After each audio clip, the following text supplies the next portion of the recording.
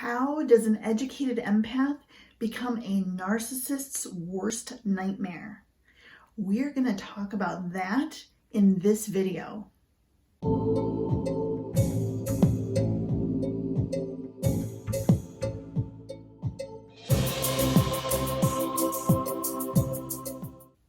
Hey, I'm Dr. Melissa. I'm a trauma expert and top doctor. And in this video and on this channel, I help you identify the hidden narcissist in your life, identify their impact on your life, and then turn that trauma and that drama into gold, becoming stronger and more powerful than you ever were before. If that sounds like exactly what you need, click subscribe, click that notification bell so that you don't miss a thing. Today we're talking about how an educated empath becomes a narcissist's worst nightmare. How do they go from ideal target to the source of a narcissist's greatest distress? Picture waking up terrified, heart racing, panting, drenched with sweat. You are having a nightmare, but you don't remember anything about it. You know your subconscious was trying to tell you something, but you just don't know what. This is a narcissist's experience with an educated or awakened empath. Look, most narcissists don't consciously look for empaths. They might not even be familiar with the term. That said, narcissists are drawn to empaths like a moth to a flame. As an empath who has not yet learned to use their superpowers, their heightened sensitivity, their intuition, their empathy is a phenomenal narcissist target or attractant. Many empaths develop these attributes as a result of childhood trauma. Likewise, as children, many empaths were taught to control and suppress emotions like sadness and anger, that setting and enforcing boundaries is not safe, and that boundaries will not be respected, to deny their emotional needs, that love and safety are achieved through people-pleasing, and that acceptance, approval, and validation are fleeting and yet required, the Holy Grail. Empaths learn to keep themselves safe by sensing others' emotions. They learn to walk on eggshells to steer clear of another's rage. They learn to soothe another person's fear and insecurities, knowing that fear leads to anger.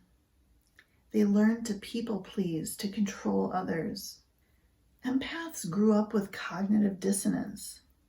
A mother asking for a hug while her body energetically screamed, "Don't touch me." A father professing pride while his body recoils with sheer disgust. A loved one offering help with a friendly tone while their body fumes with rage.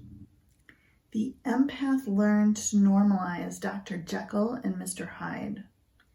They learned to see the good Dr. Jekyll in everyone, because to acknowledge Mr. Hyde as real would be downright terrifying. The empath grew up destabilized in a sea of gaslighting. You're so annoying. Why can't you be more like your brother? You only got a 97% on the test. Why did you get this one wrong? It was simple. You're just not pretty like your sister. You're not strong enough. You'll never make it. Who do you think you are? Better give up that dream for a good paying job. You're too sensitive. You need to toughen up. No one will ever love you. The empath learned to self-blame. The empath learned to both accept blame and self-blame out of an extreme amount of internal shame. They learned to be hyper-responsible. And as a child who relied on the adults that taught them these things for food, for survival, for shelter, there was no recourse. Many empaths pulled back, infuriated at the dissonance, the lies that they were fed as truth. They were labeled as being difficult, crazy, or having anger issues. Is it any wonder that these empaths became emotionally dependent on others for love, acceptance, approval, or validation? They have been groomed to be a narcissist's perfect partner, someone who sets aside their feelings and needs to put the needs of another person's first, someone who sees great potential in the darkest of people, who devalues themselves, who has something to prove to overcome the profound shame of feeling not good enough. The empath will fall into a series of toxic relationships, shocked every time they are slammed back into reality, like being struck in the head by a 2x4.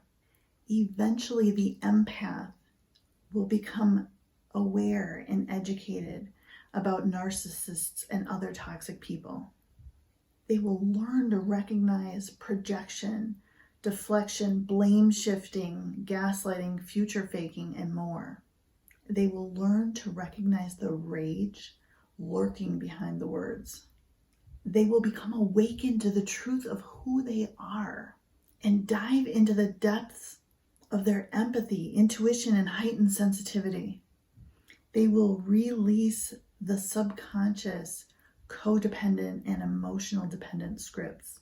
They will find and stand in their power.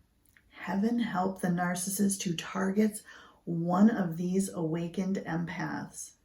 They see through the narcissist's facade. They feel the narcissist's internal shame, fear, and rage. They see the best in the narcissist. They see their humanity, but they're too wise to be drawn into the trap. They call out the narcissist's behavior without fear of recourse.